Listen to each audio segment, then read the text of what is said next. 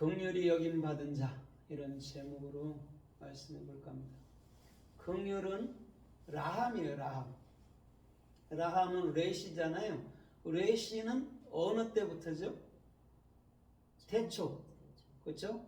천지 만물을 시작할 때부터 이거예요. 그게 하나님의 긍휼이에요.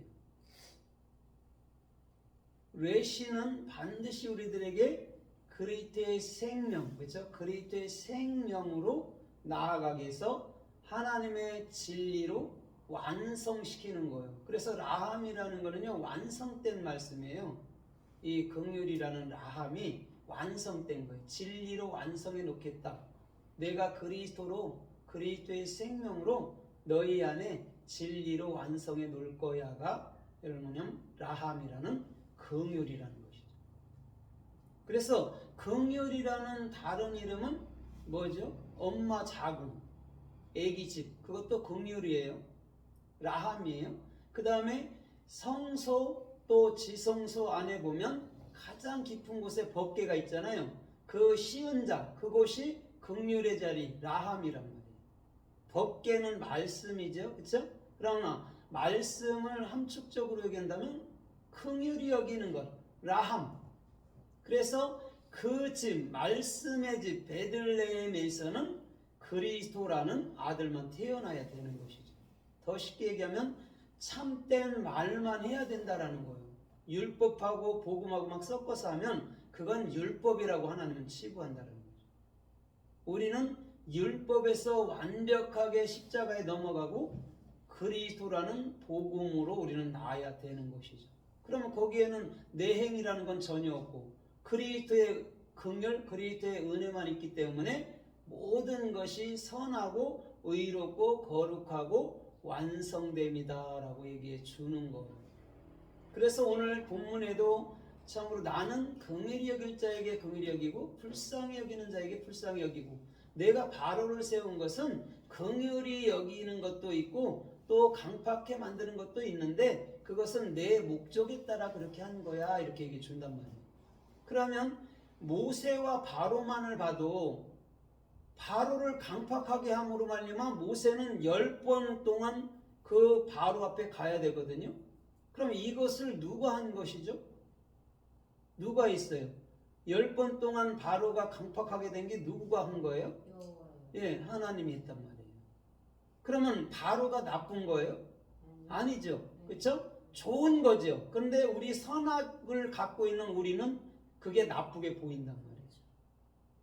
그런데 결국 알고 봤더니 모세도 바로한테 화도 내고 성질도 내고 했지만 결론적으로는 뭐죠? 바로가, 그 파라오가 나를 훈련시켜 주셨네. 이것이 아세르, 열의 재앙, 열의 말씀이란 말이에요. 십계명이 어떤 사람들에게는 재앙이 되는 거예요. 행위를 쓰니까 바로처럼. 그런데 어떤 사람들에게는 그게 뭐냐면 영원한 생명의 말, 그리스도, 아세르가 되는 거란 말이에요. 그게 11조란 말이에요. 그러면 둘 다 보세요. 나중에 하나님의 목적이 뭐였다는 거죠? 둘 다에게 긍휼을 베푸는 것이죠. 그러나 우리가 훈련이 되기 위해서는 바로가 필요하다라는 거예요. 그런데 우리는 바로는 싫잖아요. 그죠? 그냥 무조건 한 번에 다 되고 한 번에 열매 맺고 이걸 좋아하지. 그런데요, 때로는 3번에 되는 것도 있고 5번에 되는 것도 있고 6번에 되는 것도 있고 10번에 되는 것도 있다라는 거예요. 그러면 그만큼 모세 또한 강팍하다는 거예요. 바로만이 아니고 바로 안에 있던 것이 내게 있는 거예요. 그 강팍함이. 그 강팍함을 깨트리고자 강력한 바로를 모세한테 붙인 거라는 것이죠. 그래서 잠언서 27장에도 보면 또 17장도 또 27장에도 보면 친구는 친구의 얼굴을 빛나게 한다, 날카롭게 한다, 이렇게 말씀하거든요. 그게 그 말이란 말이에요. 서로 강팍함을 어떻게 보면 율법이라는 행위를 완벽하게 서로 끊어주는 거예요. 그래서 내게 역사했던 것도 주님의 긍휼이지, 너에게 역사했던 것도 주님의 긍휼이지, 그러면 되는 거예요. 그걸 원했던 거예요. 그래서 이스라엘은 홍해도 그냥 건너게 돼 있고 또 바로의 600승은 반드시 홍해에서 다 죽어야 된다. 그거만 알면 되잖아요. 그게 세례니까. 내 생각이라는 거, 방법이라는 게 죽으면 되잖아요. 근데 여전히 그걸 모르고 저 꽃이다. 저 우리 괴롭힌 것들 죽었네. 꽃이다 하면 안 된다라는 것이죠. 그게 내 모습이었네요 하면 세례라는 게 뭔지 정확히 내 마음으로 이해해서 내 육적인 생각을 안 한다라는 것이죠. 그런데 반대로 이스라엘 백성들은요, 그걸 잠시 알았어도 광야에서 또 그 짓을 40년 동안 하는 거라는 거죠. 그래서 광야에서 완벽하게 어른들을 다 죽여서, 옛사람들을 다 죽여서 여호수아 갈렙이라는 그리스도와 유아들로 들어가게 만드는 거예요. 거기서 유아들은 그리스도가 된 자들이에요. 마태복음 18장에 어린아이 하나, 그건 그리스도예요.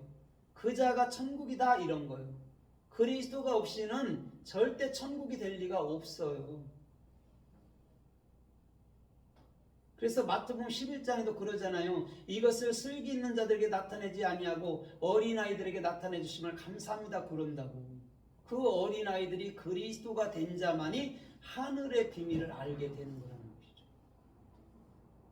그래서 주님은 지금 긍휼이라는 것을 말씀해 주기 위해서 바로를 끌어내렸단 말이죠. 얘기를 하려고.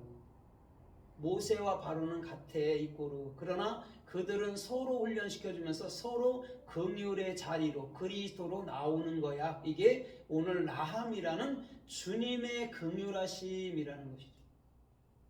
그러면 오늘도 긍휼이라는 또 하나님의 뜻이, 하나님의 말씀이 또 어떻게 또 말씀하고 있나 우리가 좀 살펴보도록 하겠습니다. 마태복음 5장 7절에 보면 긍휼히 여기는 자는 긍휼히 여김을 받을 것이니요, 그런다고. 여러분, 이거는요 해석이 온전치는 않습니다. 왜 그러면 우리가 긍휼히 여길 수 있나요? 아니죠. 반대로 우리가 긍휼히 여김을 받은 자가 긍휼히 여길 수 있는 거예요. 복음은 그렇게 해석돼야 된다는 거죠. 마치 부자 청년처럼 내가 있는 거 어려서부터 다 지켰어요. 이거는 내가 한 거죠. 그렇죠? 근데 그거 다 버려. 이제는 더 이상 네가 한 걸로 살지 말고 내가 하는 것, 그리스도가 하는 걸로 살아, 이거라는 거죠. 그래서 복받은 자가 가난해진 것처럼, 심령이 가난해진 것처럼 긍휼히 여김을 받은 자가 긍휼히 여길 줄 아는 자가 되는 것이죠. 그게 주님께서 말씀하는 산상수훈이라는 것이죠. 행위를 바르게 살아, 그게 아니고 내 마음에서부터 긍휼이 누군지를 알아야 되는 거예요. 그래야 긍휼히 여기는 걸 간단 말이에요. 근데 우리는 내가 행위로 긍휼히 누굴 긍휼히 여겨줬다라고 생각하는 것이죠. 거지들을. 주님이 원하는 거는 그게 아니에요. 네가 긍휼히 여김을 받았어? 그리스도가 네 머리야? 네 생명이야? 네 사역의 완성이야? 그러면 영혼들에게 그리스도를 가르쳐줘. 이게 긍휼이라는 것이죠. 그래서 마태복음 9장 27절에서도 예수님께서 길 가실 때에 소경이 쫓아와요. 그죠? 그러면서 다윗의 자손이요, 이렇게 말해요. 우리를 긍휼히 여겨주옵소서, 불쌍히 여겨주시옵소서, 그런다고. 그들이 무엇을 알아서 그에게 그러나? 그들에게 필요했던 것은 라함이라는 그리스도라는 생명의 사역인 줄 믿습니다. 그게 필요했던 거예요. 그래서 예수께 가는 거예요. 예수는 누구의 자손입니까? 육으로는 다윗의 자손이에요. 그러나 그리스도는 누구의 자손이에요? 예수 영이죠. 그리스도는 본체예요. 그건 누구의 자손이 아니에요. 예수 육은 다윗의 자손이라니까요. 그래서 예수가 이 땅에 왔을 때 우리랑 똑같은 성장을 가졌었다고. 그도 화도 냈다고요. 그리스도는 다윗의 자손이 아니에요. 그리스도는 하나님 자신이라고. 우리 마음 안에서는 우리는 누구의 자손이 아니에요. 그리스도의 자손이란 말이에요. 그것이 라함이라는 거예요. 그래서 소경은 볼 수 없는 자들이잖아요. 그죠? 그런데 예수한테 뭐라고 그래요? 내가 그리스도가 되고 싶어요. 내가 그리스도의 생명이 되고 싶어요. 내가 그리스도의 진리의 사역 안에 있고 싶어요가 그들의 주된 목적이었다는 거죠. 그들을 눈 떠주게 해주고 네게 원하는 게 무엇이냐? 이런 보기를 원합니다. 뭘 볼까요? 호라우, 그리스도. 호라우라는 거는요, 그리스도를 보는 거예요. 요한복음 20장에서 도마가 예수님 옆구리에 손 넣고 손바닥에 그 못자국에 손 넣는다. 그게 문제가 아니에요. 너는 본고로 믿느냐? 안 보고 믿는 자는 더 복 있다 이러는데 그것도 잘못 해석된 거예요. 본자만이 그리스도를 믿는 거라고요. 그게 호라오라고. 내 마음으로부터서 그리스도가 머리네요. 예수를 볼 때도 그리스도가 당신의 아버지네요. 당신의 아버지가 그리스도네요. 당신의 영이네요로 갔을 때 주께서는 족하다 이럴 거예요. 근데 제자들한테는 족하다 소리를 한 적이 없어요. 너는 어찌하여 니들은 3년 동안 나랑 같이 다녀도 아버지를 찾고 있지? 이런 것이죠. 그러나 주님은 그들에게 반드시 그리스도를 보고 또 그리스도가 되기를 원하는 줄 믿습니다. 그래서요, 마태복음 15장 22절에도 보면 가나안 여인이 주님께 왔어요. 내 딸이 흉악한 귀신이 들려서 죽게 됐나이다. 살려주옵소서 이렇게 말할 때 예수님이 자녀들의 떡을 취해서 개들에게 주지 않는다 그렇게 말해요. 그때 가나안 여인이 옳소 그래요. 맞아요. 난 이방 여자 맞습니다. 개 맞습니다. 그러나 개도 주인의 상에서 떨어지는 부스러기를 먹나이다 그런다. 여인아 네 믿음이 크도다. 내 딸이 온전하게 됐다 그런다. 거기서 부스러기라는 게 뭐냐면 말씀을 잘게 한마디 한마디까지 다 깨달은 말씀이 잘게 부서뜨려진 거예요. 그것을 분석해서 마음으로 가졌을 때 당신만이 우리 딸 바트 그 마음속에 라함 머리로 들어가야 되네요. 그거라. 그게 큰 믿음이라고. 오늘 이거 될 줄 믿습니다. 이게 큰 믿음 아니에요, 여러분들.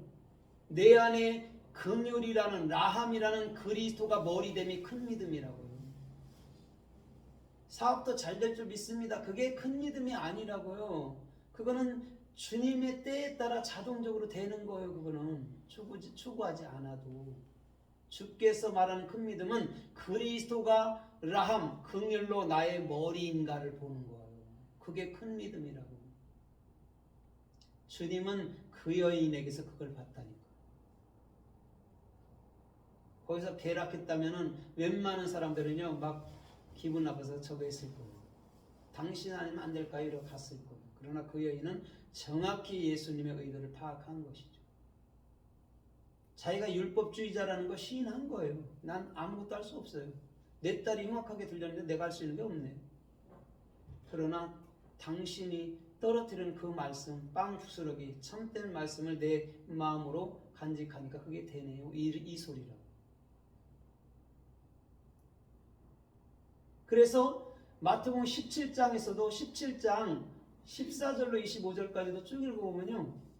예수님께서 예수님께서 또 제자들이 말씀하고 내려갑니다. 내려가다 보니까 어떤 거기는 아들입니다. 아들이 물에도 넘어가고 불에도 넘어가요. 흉악한 귀신이 들려서. 그래 제자들은 치료하지 못합니다. 그렇죠? 그런데 그 아버지가 뭐라고 그래요? 나사렛 예수여 긍휼히 여겨 주옵소서 이런다. 물과 불이 뭐죠? 물과 불은 다 진리입니다. 그죠? 그 안에서 해결받는 거예요. 육적으로 뭐 귀신 들려갖고 불구덩이 들어가고 이런 얘기가 아닙니다. 우리는 말씀 안에서 해결받는단 말이에요. 그런데 전에는 율법의 말을 가졌기 때문에 물에 넘어지고 불에 넘어져도 해결이 안 났다는 거예요. 그게 율법주의자라고. 내 복음으로 나오면 그게 해결된다는 거죠. 그럼 제자들은 뭐에 갖고 있던 거죠? 어디 편에 서 있던 거죠? 마태복음 17장에 보면 율법에 돼 있는 거죠. 귀신을 못 쫓는데 전날에는 그냥 말만 해도 나가는데 안 나가잖아요. 그게 율법이라고. 그리스도가 해야 되는 거예요. 마치 내가 권능 있는 것처럼 살면 안 된단 말이에요. 그리스도가 우리의 권능이란 말이에요. 그걸 놓쳤던 거라니까요. 그게 율법주의라고. 그리스도가 우리의 권능이고 그리스도가 우리의 머리였네요. 그리스도가 우리의 생명이었고 그리스도가 우리의 사역이었네요로 가는 것이 라함이라는 긍휼이라니까요. 그것을 정확히 알게 됐을 때 제자들은 우리 스스로 해서 되는 게 아니구나를 아는 것이죠. 그래서 로마서 12장 8절에 보면 이렇게 말씀해요. 긍휼히 여기는 자는 이렇게 얘기해요. 즐거운 마음으로 할지니 그런다. 그리스도로 사는 거는 즐거운 거예요. 그렇죠? 왜? 그리스도께서 주인이기 때문에 그렇다라는 것이죠. 그것을 긍휼히 여김을 받은 자라고 할 수 있는 거라는 거죠. 그래서 에서와 야곱의 비유도 다른 거 아니잖아요. 그죠? 에서는 미워했고 야곱은 사랑했고 하나님이 그런 하나님이 어디 있냐고. 미워했다라는 것은 자기 자신까지 예수까지 포함해서 율법으로 행하는 모든 것을 미워했다라는 거예요. 율법으로 하는 거는요, 내 몸을 불살라서 내어준다 해도 주님이 기뻐하지 않는다는 거죠. 그걸 미워했다라고 얘기해 주는 거예요. 그러나 반대로 야곱은 집안 사람이다 조용히 있을 때 그는 아하브 사랑한다 이렇게 얘기해 주는 거란 말이에요. 주님이 그 얘기를 하는 거예요. 그럼 바깥에 게 있고 안에 게 있고 안에 게 있고 바깥에 게 있는 거예요. 서로 상황극이기도 한 거란 말이에요. 말씀은 시청과 교제니까. 긍휼도 마찬가지잖아요. 모세가 긍휼함이 되면 바로도 긍휼함이 되는 거예요. 그게 열이라는 그 애굽에는 재앙으로 떨어지지만은 그걸 믿는 그리스도인들에게는 축복이 되는 것이죠. 그러니까 바깥에 전쟁 갖고 얘기하면 안 돼요. 지금도 그렇죠? 우리나라가 소련하고 싸울 수 있니 어쩌니 또 사람들 이렇게 주장하지만 그냥 아무 관계도 없어요. 그런 거에 치우칠 만한 그런 중심이 되면 안 된다라는 것이죠. 그건 아무것도 아니에요. 우리 안에 있는 전쟁, 내 생각과 하나님의 생각의 전쟁에서 우리는 승리해야지 그런 전쟁들은 스웨칠 가치가 없다니까요. 사람들은 근데 보는 걸로 반응하기 때문에 풍랑을 바라보기 때문에 살려주셔서 그런다고. 예수님이 함께 있으면 그런 게 뭐가 두려워요. 주님이 주인인데. 그렇죠? 그 얘기라는 거죠. 우리 안에 전투가 진짜 무서운 거라니까요. 바깥에 거 아무것도 안 해요. 그래서 주님은 귀신들을 말할 때 네 인간의 생각이야 베드로야 그게 사탄이야 이렇게 얘기를 주는 거. 귀신을 얘기할 때도 반대자잖아요. 사탄이 뜻이. 그래서 고린도전서 7장 25절에도 보면 이렇게 말해요. 처녀에 관하여서는 내가 받은 게 없지만 이렇게 얘기해요. 내가 주님의 긍휼로 말미암아 권하노니 이렇게 말하면서 시집 가도 좋고 안 가도 좋아 이렇게 얘기해줘요. 이게 또 무슨 말입니까? 시집을 반드시 가야 되는 거예요. 처녀는. 그래갖고 뭐를 낳아야 돼요? 자녀 그리스도를 낳아야 되는 거예요. 사도 바울이 독신이니까 그럼 이건 성경은요 그렇게 해석되는 게 아니에요. 처녀는 누차 제가 말하죠. 부정한 거라고. 부정한 것이 온전하게 되는 거는 어머니가 될 수밖에 없다니까요. 남편을 만나서. 해석을 잘못하게 되면 사도 바울 지가 독신이니까 사람도 독신으로서 이렇게 얘기 나간다고. 그런 얘기가 아니라니까요. 그래서 빌립보서 2장 27절에도 보면 이렇게 말씀해요. 에바브로디도가 너희에게 갔을 때 병들었다고 너희들이 근심하더라. 나도 근심이 됐는데 하나님께 기도했어 내가. 그랬더니 하나님께서 에바브로디도에게 에바브라는 게 매력적인 사람이라는 거예요. 아름다운 사람. 그에게 긍휼을 베풀고 내게 긍휼을 베풀어서 근심 위에 근심을 면하겠도다 이렇게 얘기해 준다.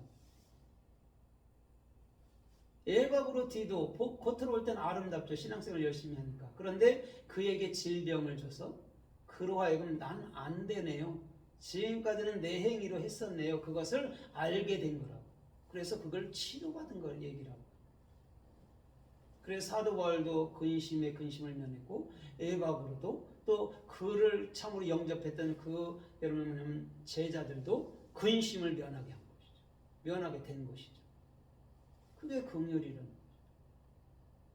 그래서 베드로전서 2장 10절에도 보면 이렇게 말해요. 전에는 너희가 주님께 긍휼을 받지 못하던 자였더니 이제는 너희가 주의 긍휼을 받은 자가 되었도다 그런다고. 이건 무슨 말이면 전에는 내가 스스로 신앙생활을 한 거예요. 그러면서도 내가 뭐 예수 믿네, 뭐 예수 뭐 천국 가네 그렇게 살았다고. 그런데 지금은 그리스도의 긍휼을 받은 자네 이렇게 얘기해 주는 거예요, 베드로가. 율법적인 신앙, 종교적인 신앙에서 복음 안으로 들어와 버렸다라는 것이죠.